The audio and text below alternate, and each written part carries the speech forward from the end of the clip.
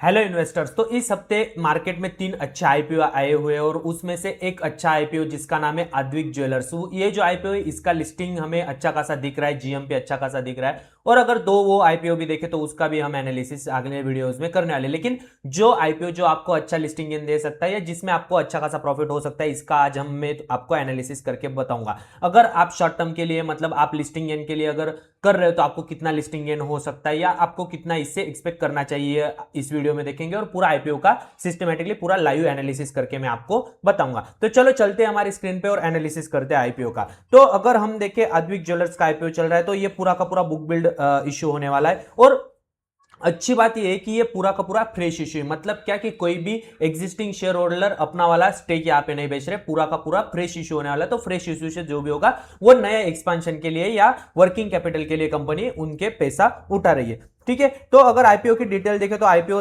23 से लेकर 25 तक चलने वाला है। मतलब आज 24 को मैं ये वीडियो बना रहा हूं तो 25 मतलब कल तक ये आईपीओ चलेगा। अगर लिस्टिंग की अगर हम टेंटेटिव डेट देखें तो 1 जुलाई के आसपास ये आईपीओ आपका लिस्ट हो जाएगा। फेस वैल्यू 10 पे चल रही है। प्राइस बैंड अगर देखा जाए तो 30 रुपीज से लेके 138 रुपीज तक का प्राइस बैंड का चल रहा है। और लॉट साइज अगर हम देखें तो मिनिमम लॉट साइज 100 शेयर्स आपको एक लॉट अगर आप अप्लाई करते हो तो वहां पे आपको करने पड़ेंगे। तो अगर आपको एक लॉट को अप्लाई करना है तो आपको नियरली अबाउट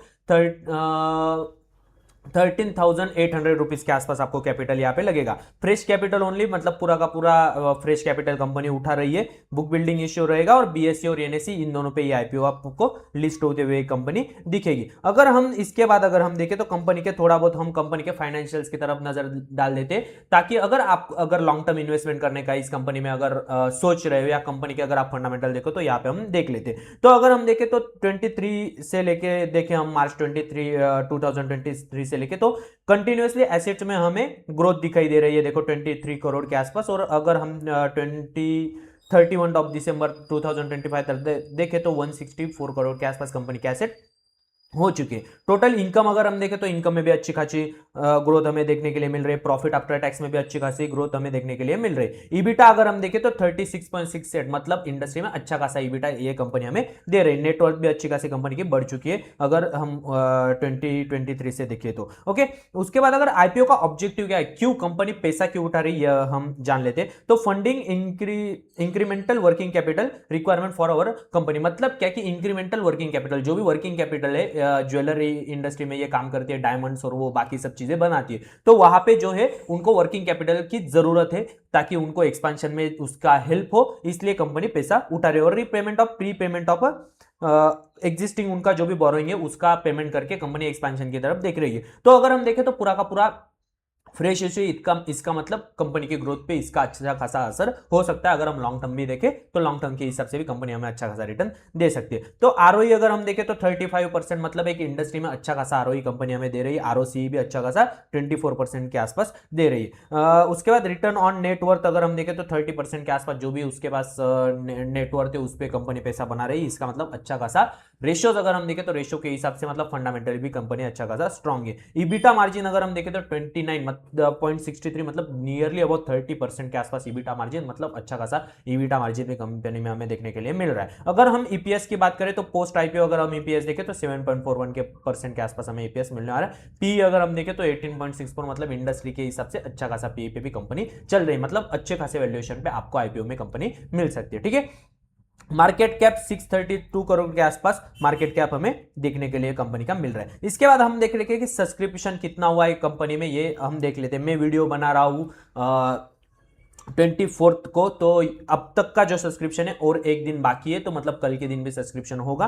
तो ये सब्सक्रिप्शन स्टेटस हम देख लेते हैं कि रिटेल इन्वेस्टर कैटेगरी में अगर हम देखें तो 35% के आसपास सब्सक्रिप्शन, मतलब अच्छा खासा सब्सक्रिप्शन हो चुका है। इसका मतलब आपके थोड़े से आईपीओ लगने के चांसेस कम हो जाते हैं अगर सब्सक्रिप्शन ज्यादा होता है तो। लेकिन सब्सक्रिप्शन ऐसी कंपनी में होता है जहां पे अच्छा खासा कैप रिटर्न हमें देखने के लिए मिल रहा है और कंपनी के फंडामेंटल्स अच्छे हो, तभी क्वालिफाइड इंस्टीट्यूशनल इन्वेस्टर हो, नेट बड़े बड़े इन्वेस्टर इसमें इन्वेस्ट करते। तो अगर हम ये भी देखें तो एचएनआई और स्मॉल एचएनआई का भी अगर हम देखें तो ये भी हमें अच्छा खासा इन्वेस्टमेंट करते हुए देख रहे हैं। अगर हम देखो बिग नेट एनआई अगर हम देखें तो 102% है। उसके बाद स्मॉल एचएनआई अगर हम देखें तो 160% के आसपास उनका सब्सक्रिप्शन हो चुका है। इसका मतलब जो भी बड़े इन्वेस्टर है उनमें अच्छी खासी ग्रोथ कंपनी में उन्हें दिखाई दे रही है, इसीलिए वो कंपनी में इन्वेस्ट कर रहे हैं। तो टोटल 44% के आसपास सब्सक्रिप्शन आपको यहाँ पे देखने के लिए मिल जाएगा। तो सबसे इंपॉर्टेंट बात की अगर हम इसको अप्लाई करें और शॉर्ट टर्म के लिए अगर आप लिस्टिंग गेन के लिए अप्लाई कर रहे हो तो आपको कितना रिटर्न यहां से मिल सकता है, ये सबसे इंपॉर्टेंट क्वेश्चन होता है। चलो अब इसका भी हम अब सवाल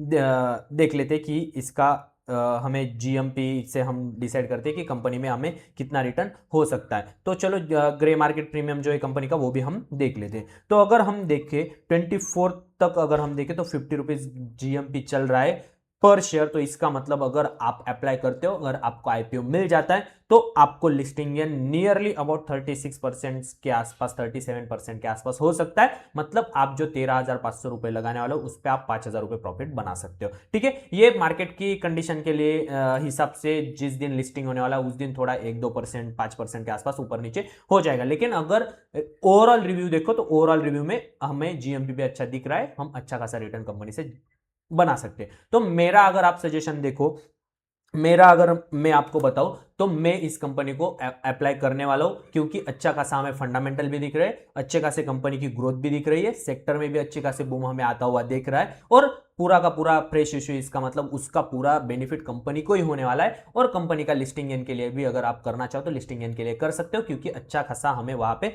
लिस्टिंग गेन के लिए जो भी हमें लिस्टिंग गेन जीएमपी दिख रहा है उसके हिसाब से हम ये मान सकते हैं कि 37, 35 या 40% तक हम इस कंपनी पे जो भी हमें रिटर्न है लिस्टिंग गेन यहाँ पे हम कमा सकते हैं। लेकिन अगर हम देखें तो हमारी प्रोबेबिलिटी आईपीओ मिलने की कम हो जाती है, क्योंकि सब्सक्रिप्शन बहुत ज्यादा हो चुका है। तो आप अगर कंसीडरेशन करो तो ये आईपीओ आप कंसीडर कर सकते हो, इसे आप अप्लाई कर सकते हो।